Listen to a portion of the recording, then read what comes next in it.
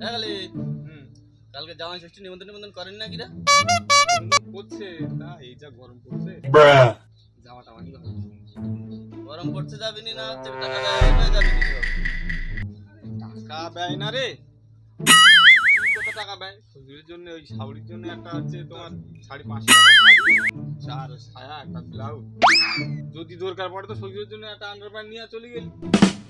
তাছাড়া আর কি, ওই তো খরচা আমার, সব তো খরচা শাওড়ি। তাহলে যাবিনি গো ওকে স্টিলের থালায় খেত দিবে, মোরা পলিথিন খেত দিবে, ও আবার কি কইবে?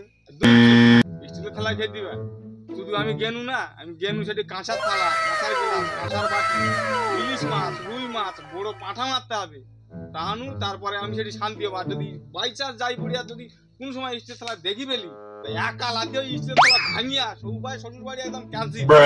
বোকা চোদা লোকের মেয়েকে চুরি করে নিয়ে আসে, মহিষানির চোদা হাটে।